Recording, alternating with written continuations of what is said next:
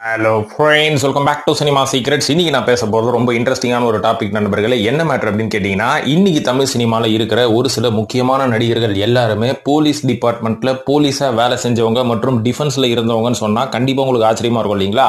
இருந்தாலும் இந்த மாதிரியான அற்புதமான வேலையை விட்டுட்டு எதுக்கு சினிமாவுக்கு வரணும் அப்படின்ற ஒரு கேள்வி கண்டிப்பாக உங்களுக்கும் இருக்கும், எனக்கும் இருந்தது. அதுக்கப்புறம் கொஞ்சம் ரிசர்ச் பண்ணி பார்த்தா தான் தெரியுது, இவங்கள பல பேர் சினிமா மேல இருந்த ஒரு அதிகப்படியான ஆர்வத்தின் காரணமாக வந்திருந்தாலும் கூட ஒரு சில பேரோட சந்தர்ப்ப சூழ்நிலைங்க. என்னங்க பண்றது, எனக்கு ஆரம்பத்துல சினிமால பெருசா ஆசைலாம் இல்ல, அதுக்கப்புறம் சந்தர்ப்ப சூழ்நிலையின் காரணமாக வேலையை விட்டுட்டு இந்த சினிமாக்கு வரதா போச்சு அப்படின்ற மாதிரிலாம் ஒரு சில பேர் புலம்பி நம்ம கேள்விப்பட்டிருக்கோம். ஸோ அந்த நடிகர்கள்லாம் யாரு, போலீஸ் டிபார்ட்மெண்ட்ல இருந்து தமிழ் சினிமாக்குள்ள வந்த நடிகர்கள் யாரு, அவங்க உள்ள வந்ததுக்கான பின்னணி என்ன, அதுவும் சுவாரஸ்யமான பின்னணி என்ன அப்படின்றத தான் இந்த வீடியோல நான் விளக்க போறேன் நண்பர்களே. அதனால இதுக்கு மேல இன்ட்ரோடக்ஷன் பேசி டைம் வேஸ்ட் பண்ண வேணா, நேரா வாங்க வீடியோல போய் எந்தெந்த நடிகர்கள் போலீஸ் டிபார்ட்மெண்ட் வேலையை ரிசைன் பண்ணிட்டு சினிமாக்குள்ள வந்தாங்கன்னு பார்ப்போம். இப்போ இந்த லிஸ்ட்ல முதலாவதா சொல்ல போற நடிகர் தான் நடிகர் வினு சக்கரவர்த்தி அவர்கள். உசிலம்பட்டி மதுரை மாவட்டத்தில் பிறந்த வினு சக்கரவர்த்தி அவர்கள் சென்னை வெஸ்லி ஸ்கூல்ல அவரோட ஸ்கூல் படிப்பு முடிச்சதுக்கு அப்புறமா ஏஎம் ஜெயின் காலேஜ்ல படிச்சிருக்காருங்க. படிச்சதுக்கு அப்புறமே பாத்தீங்கன்னா அவருக்கு reserve sub inspector of police அப்படின்ற ஒரு அற்புதமான வேலை கிடைச்சிருக்கு. இந்த வேலையை ஐசோஸ் போலீஸ் ஸ்டேஷன்ல கிட்டத்தட்ட 6 மாசம் அவர் வேலை செஞ்சிருக்காரு.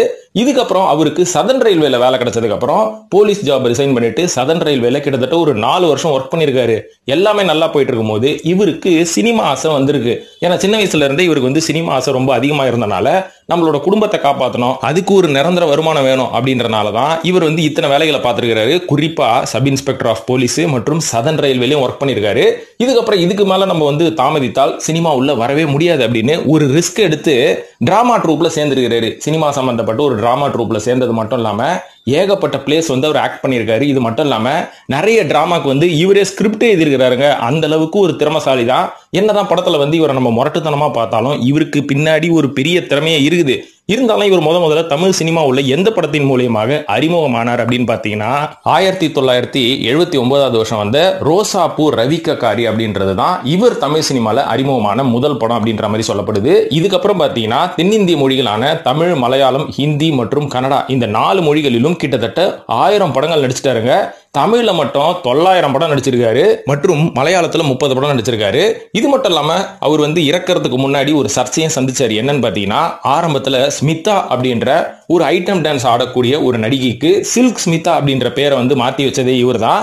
அதுக்கப்புறம் அந்த நடிகையை பேஸ் பண்ணி ஒரு படம் வந்தது பாத்தீங்களா பாலிவுட்ல, டர்ட்டி பிக்சர்னு.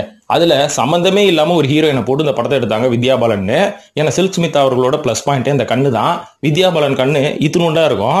சோ இதை பார்த்து காண்டான, இந்த படத்தை பார்த்து காண்டான வினு சக்கரவர்த்தி என்ன சொன்னார்னா, இந்த படத்தை தயாரிச்ச ஏக்தா கபூர் அவர்களுக்கு கொஞ்சம் கூட புத்தி இல்லையா? ஏன்னா சில்க் ஸ்மிதாவோட ஃபீச்சர்ஸ் எப்படி இருக்கும், வித்யா பாலன் எப்படி இருப்பாங்க, உருண்டையா கொழுக்கட்டை பிடிச்சி வச்ச மாதிரி இருப்பாங்க அப்படின்ற மாதிரி பேசி விமர்சனத்துக்கு உள்ளானார். இருந்தாலும் இத்தனை படங்கள் பண்ண இவருக்கு இருக்காத திறமை, இவரோட அறிவுரையை கொஞ்சம் எடுத்துக்கிட்டோம்ல அப்படின்றது தான் நிதர்சனமான உண்மையை. சோ வினு சக்கரவர்த்தி அவர்களும் தமிழ் சினிமாவில் வரதுக்கு முன்னாடி ஒரு போலீஸ் டிபார்ட்மெண்ட்ல சப் இன்ஸ்பெக்டரா வேலை பார்த்தவர் தாங்கோ.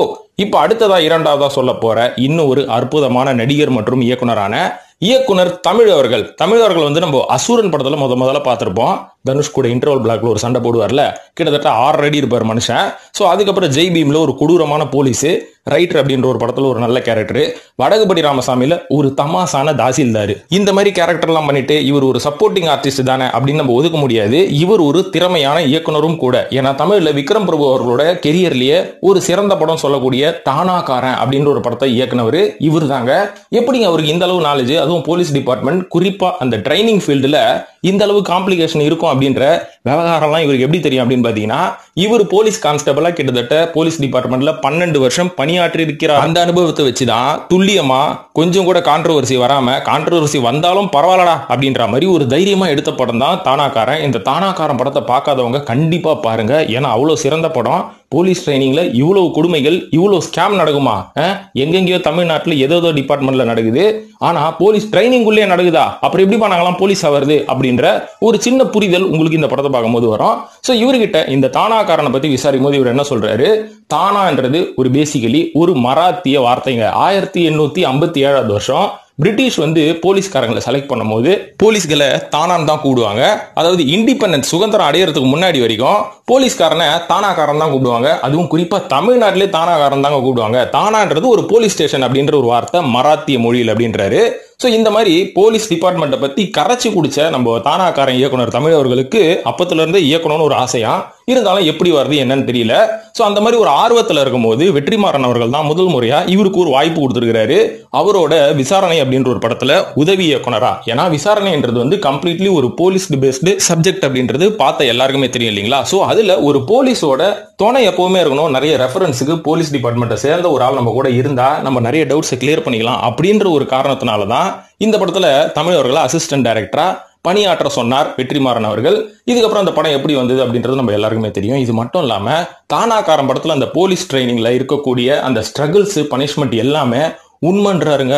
இந்த மாதிரி பிரச்சனை இருந்த காரணத்தினாலதான் என்னால வந்து போலீஸ் டிபார்ட்மெண்ட்ல 12 வருஷம் கான்ஸ்டபிளா இருந்ததுக்கு அப்புறம் என்னால தொடர முடியல. ஏன்னா எனக்குன்னு சில மனசாட்சி இருக்குது. அந்த மனசாட்சிக்கு துரோகம் பண்ணிட்டு நான் வேலை செய்ய முடியாது அப்படின்ற ஒரே காரணத்தினால்தான் அந்த வேலையை ரிசைன் பண்ணிட்டு வந்துட்டேன் அப்படின்ற மாதிரி சொல்றாரு. சோ இருந்தாலும் சினிமா மேலேயும் அவருக்கு ஆர்வம், மனசாட்சிக்கு விரோதமா வேலையும் செய்ய முடியல அப்படின்ற இந்த 2 காரணத்தினாலதான் அந்த வேலையை விட்டுட்டு இன்னைக்கு தமிழ் சினிமால நல்ல நல்ல படங்களை தேர்ந்தெடுத்து நடித்துக் கொண்டிருக்கிறார் இயக்குனர் தமிழ் அவர்கள். இப்ப மூன்றாவதா சொல்ல போற இன்னொரு அற்புதமான ஒரு போலீஸ். அவர் எப்பவுமே போலீஸ் தான், சும்மா டைம் பீயிங்க்கு மட்டும் நடிகரா நடிச்சாரு. அவரோட பேர் தான் ஃபிங்கர் பிரிண்ட் ஸ்பெஷலிஸ்ட் தனஞ்செழியன் அப்படின்றவரு. இவர் வந்து நம்ம எல்லாரும் தீரன் அதிகாரம் 1 அப்படின்ற ஒரு படத்துல பார்த்திருப்போம் இல்லையா. இந்த படத்துல கார்த்திக் அவர்கள் என்னதான் அற்புதமான போலீஸா நடிச்சாலும் அந்த போலீஸ் டிபார்ட்மெண்ட்டுக்கே ஒரு சூப்பரான க்ளூ கொடுக்கக்கூடிய ஒரு கேரக்டர் அமைஞ்சிருக்கும். ஃபிங்கர் பிரிண்ட் ஸ்பெஷலிஸ்ட் அப்படின்ற ஒரு டிபார்ட்மெண்ட். அதுல வந்து கார்த்திக் கூடவே எல்லா இடத்துக்கும் டிராவல் பண்ணி ஒரு கைரேகையா தேடுவாரு. அவர் வேற யாரும் இல்ல, உண்மையான ஃபிங்கர் பிரிண்ட் ஸ்பெஷலிஸ்ட் தனஞ்செழியன் தான் அவரு. இவர் இந்த படத்துக்குள்ள எப்படி வந்தார் அப்படின்னு பாத்தீங்கன்னா, இந்த படத்தோட கதையை உருவாக்கும் போது ஆபரேஷன் பாவரியா அப்படின்னு ஒரு சில வருஷங்களுக்கு முன்னாடி நம்ம தமிழ்நாட்டுல ஒரு பெரிய டக்காய்ட் ஒன்று நடந்தது.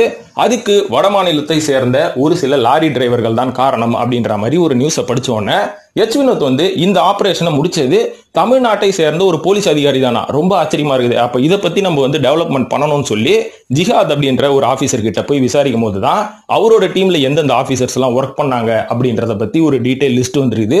அதுல ஜிஹாத் அவர்களை நடிக்க கூப்பிட்டா அவர் அந்த காலகட்டத்தில் விருப்பம் தெரிவிக்கல. இருந்தாலும் அந்த மாதிரி ஃபிங்கர் பிரிண்ட் ஸ்பெஷலிஸ்ட் அதே மாதிரி தத்ரூபமா நடிக்க கூடாது, அந்த கேரக்டரே வாழணும் அப்படின்னு முடிவு பண்ண எச் வினோத் அவர்கள் தனஞ்செழியன் அவர்கள் அந்த கேரக்டர்ல நடிக்க வச்சதா சொல்லப்படுது. அது மட்டும் இல்லாம தனஞ்செழியன் அவர்கள் ஒரு சாதாரணமான ஃபிங்கர் பிரிண்ட் ஸ்பெஷலிஸ்ட் கிடையாதுங்க. அந்த காலகட்டத்தில் ராஜீவ் காந்தி அவர்களோட அசாசினேஷன் நடக்கும்போது அந்த விசாரணை குழுவில் இவரும் இருந்து ஃபிங்கர் பிரிண்ட் கண்டுபிடிச்சு அந்த ஒரு கேஸ் வந்து க்ளோஸ் பண்ணதுக்கு இவரும் ஒரு முக்கியமான காரணம் அப்படின்ற மாதிரி சொல்லப்படுது. இது மட்டும் இல்லாம நம்ம தனஞ்செழியன் ஒரு அற்புதமான ஒரு தகவல் என்ன சொல்லியிருக்காருன்னு பாத்தீங்கன்னா, இப்படி ஒரு டக்காய்ட்டுக்கு முடிவு கட்டினது எப்படின்னு பாத்தீங்கன்னா, அந்த காலகட்டத்தில் இருந்த கரண்ட் கவர்மெண்ட் தான் ஜெயலலிதா அவர்களோட ஒரு பிரஷரின் காரணமாக தான் ஜிஹாத் அவர்கள் இந்த ஒரு ஆபரேஷனை எடுத்து முடிச்சாரு. காரணம், அந்த காலகட்டத்தில் ஏடிஎம்கே எம்எல்ஏ சுதர்சனம் வீட்லயே போய் இவங்க டக்காய்ட் வேலை பண்ணனாலதான் கவர்மெண்ட்ல இருந்து ஒரு பெரிய பிரஷர் வந்து நாங்க ஒரு ஸ்பெஷல் டீமை போட்டு இந்த கேஸை முடிச்சோம் அப்படின்ற மாதிரி சொல்லப்படுது. சோ அழகா அந்த கேஸ் எப்படி முடிஞ்சதுன்றதையும் வீரன் அதிகாரம் 1 தத்ரூபமா எடுத்திருப்பாங்க இல்லையா. இப்ப 4வதா சொல்ல போறது நடிகர் மேஜர் ரவி, நடிகர் மற்றும் இயக்குனர் மேஜர் ரவி. என்னது மேஜர் ரவியா? மேஜர் சுந்தரராஜன் அவர்களோட தம்பி அப்படின்னு கேட்டீங்கன்னா இல்லங்க, இவர் உண்மையான மேஜருங்க. அதாவது மேஜர் ரவியோட உண்மையான பேரு ஏகே ரவீந்திரன் அவர்கள். இவர் வந்து ரிட்டையர்டு இந்தியன் ஆர்மி ஆபீசருங்க. நேஷனல் செக்யூரிட்டி கார்டுல ஒரு கமாண்டோவா இருந்தவர். இது மாதிரி இருந்துட்டு ரிட்டையர்மெண்ட் ஆனதுக்கு அப்புறம் இவரை முதல்ல தமிழ் சினிமாவில் கூப்பிட்டதுக்கு காரணம் என்னன்னா, நீங்க ஒரு மிலிட்டரி பேஸ்டு பிலிம்ஸ் நாங்க எடுக்கும் போது ஒரு கன்சல்டன்டா நீங்க எங்களுக்கு ஒர்க் பண்ணோம். என்னென்னலாம் மிலிட்டரி பேஸ்டு படம் எடுக்கிறோமோ அதுக்குள்ள இருக்கிற அந்த மிலிட்டரி சம்பந்தப்பட்ட நுணுக்கமான விஷயங்கள் எல்லாத்தையும் எங்க கூடவே இருந்து எங்களுக்கு நீங்க ஐடியா கொடுக்கணும், நாங்க அதை வச்சு பேர் வாங்கிடுவோம் அப்படின்ற மாதிரி இயக்குநர்கள்லாம் பிளான் பண்ணி கூப்பிட்டுருக்காங்க. இவர் தமிழ் சினிமால முதல்ல அறிமுகமான படம் தான் ஆலவன் தான் அப்படின்ற படம். அந்த படத்துல கமல் கூடவே ஒரு டிராவல் பண்ணியிருப்பாரு. அதுல நிறைய மிலிட்டரி பேஸ்டு சீன்ஸ் எல்லாம் வரும் இல்லைங்களா. அது எல்லாத்துக்குமே ரெஃபரன்ஸ் மேஜர் ரவி அவர்கள் தானா. அது மட்டும் இல்லாம மணிரத்னம் எடுக்கக்கூடிய பல மிலிட்டரி படங்கள்ல இவர் ஒர்க் பண்ணியிருக்காரு. சோ மேஜர் ரவி அவர்கள் இந்த மாதிரி ஒரு பயணம் மட்டும் இல்லாம, நீங்க என்னடா நான் கொடுக்குற ரெஃபரன்ஸ் வச்சு படம் எடுத்து பேர் வாங்குறீங்க, நானே டைரக்ட் பண்ற மாதிரி அப்படின்ற மாதிரி அவரும் டைரக்டர் அவதாரம் எடுத்து மலையாளத்துல ஒரு 2-3 படம் டைரக்ட் பண்ணாரு. எல்லாமே ஓரளவு நல்ல ஹிட், நிறைய அவார்டு வாங்கினாரு. அது மட்டும் இல்லாம பிரசிடென்ட் கேலண்ட்ரி மெடல் அப்படின்ற ஒரு மெடலும் வாங்கியிருக்காரு. இதுக்கு காரணம் பஞ்சாப் மற்றும் காஷ்மீருக்கு நடந்த ஒரு பெரிய டெரரிஸ்ட் அட்டாக்ல இவர் வந்து ஏகப்பட்ட நல்ல விஷயங்கள் என்ன நான் பேசுறேன் ஒண்ணுமே புரியலையா, ஏகப்பட்ட டெரரிஸ்ட்களை போட்டு தள்ளாருப்பா, அதனால இந்த அவார்டு கொடுத்துருக்காங்க. சோ இவ்வளவு அச்சீவ்மெண்ட்ஸ் வந்து ஒரு மிலிட்டரியில மட்டும் பண்ணல, தமிழ் சினிமாலையும் பண்ணிருக்கிறார். இதே மாதிரி 5வதா நம்ம நடிகர் நாசர் அவர்களை பத்தியும் சொல்லலாம். ஏன்பா இவரும் போலீஸ் டிஃபென்ஸ்ல இருந்தாரான்னு கேட்டீங்கன்னா டிஃபென்ஸ்ல இருந்தாரு. அதாவது நாசர் அவர்களை பத்தி சொல்லணும்னா செங்கல்பட்டு பாலூர் இந்த இடத்துல தான் அவர் பிறந்தாரு. அதுக்கப்புறம் சென்ட் ஜோசப் ஸ்கூல் செங்கல்பட்டுல இருக்கிற ஸ்கூல்ல படிச்சதுக்கு அப்புறம் எம்சிசி காலேஜ்ல இங்க சென்னையில வந்து படிச்சாருங்க. படிச்சதுக்கு அப்புறம் இவருக்கு இந்தியன் ஏர்ஃபோர்ஸ்ல வேலை கிடைச்சிருக்குது. கிடைச்ச உடனே ஒழுங்கா அந்த வேலையை பார்த்துட்டு இருக்காரு மனுஷன்.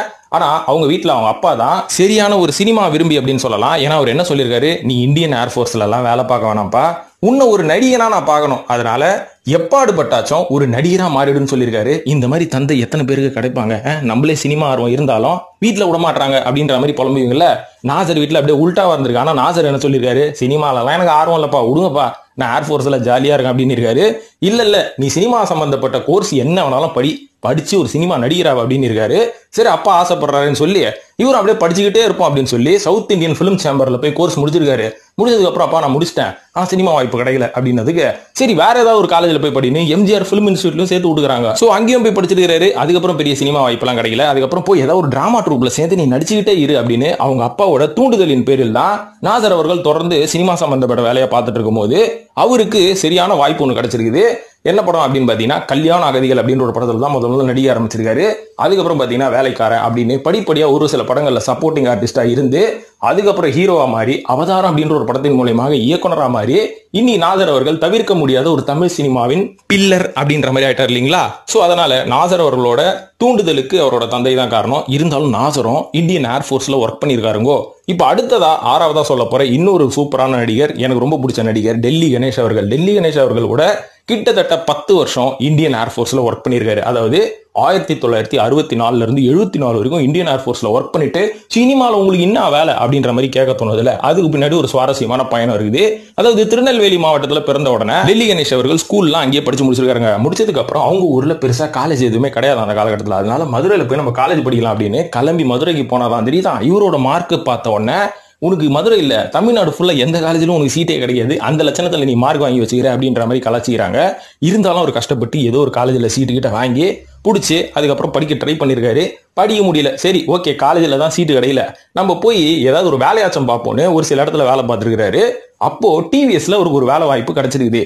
ஜாயின் பண்ணலான்னு பார்த்தா அங்க வச்சுக்கிறாங்க ஒரு கெடு, ஏப்பா நீ முதல் போய் எம்ப்ளாய்மெண்ட் எக்ஸ்சேஞ்சில் பதிவு பண்ணிட்டு வா, பதிவு பண்ணதுக்கு அப்புறமா உனக்கு நாங்கள் வேலை தரோம் அப்படின்ற மாதிரி சொல்லியிருக்காங்க. இவர் போய் எம்ப்ளாய்மெண்ட் எக்ஸ்சேஞ்சில் பதிவு பண்ணதுக்கு அப்புறமா இவருக்கு ரொம்ப நாள் கழிச்சு ஒரு லெட்டர் வருதான். என்னன்னா இந்தியன் ஏர்ஃபோர்ஸ்ல இருந்து வருதான், அதுல ஒரு பணியிடம் காலியாக இருக்கிறது, வந்து ஜாயின் பண்ணிக்கோ அப்படின்னு உடனே கிளம்பி டெல்லிக்கு போயிட்டாராம் அவரு.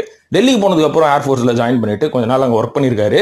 அப்போ அங்க அப்பப்போ ஒரு என்டர்டைன்மெண்ட்டுக்குன்னு ஒரு டிராமா ட்ரூப் வச்சு அந்த பணியாற்றும் ஊழியர்களே டிராமாலாம் போடுறது வழக்கம். அந்த மாதிரி டிராமா போடும்போது அதுல டெல்லி கணேஷ் அவர்களுக்கு நடிக்கிறது ஒரு வாய்ப்பு கிடைச்சிருக்கு. ஆனா அவருக்கு நடிப்பே வராதான், நடிக்கிறதுல இன்ட்ரெஸ்டே கிடையாதான். சரி சும்மா கூப்பிட்டாங்களேன்னு போய் நின்று இருப்பாரா.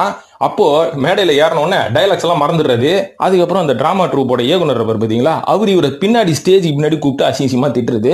திட்டும் போது இவர் என்ன தெரியுமா பண்ணுவாரா, ஒரு ஸ்மைல் ஒன்று பண்ணுவாராம், சிரிப்பாராம். அந்த சிரிப்பை பார்க்கும்போது தமாசா இருக்குமா. உடனே நீ இனிமேல் ஒரு மெயின் கேரக்டர்லாம் பண்ணாத, காமெடி கேரக்டர் பண்ணுன்னு சொல்லி அடுத்தடுத்த டிராமால இவருக்கு காமெடி கேரக்டர் கொடுக்க ஆரம்பிச்சுக்கிறாங்க. அந்த காமெடி கேரக்டர் பெரிய செட் ஆன உடனே அந்த இந்தியன் ஏர்ஃபோர்ஸ்லேயே இவருக்கு ஏகப்பட்ட ஃபேன்ஸ் வந்துட்டு இருக்காங்க, இவரோட சிரிப்புக்கும் இவரோட காமெடி சென்ஸுக்கும். அதுக்கப்புறம் அவர் வெளில போயிட்டு ஒரு சில டிராமா ட்ரூப்ல அவருக்கு வெளில இந்த அழைப்பு வந்துருக்குது. அந்த டிராமா ட்ரூப்ல போய் சேர்ந்து நாடகம் நடிச்சிருக்காரு.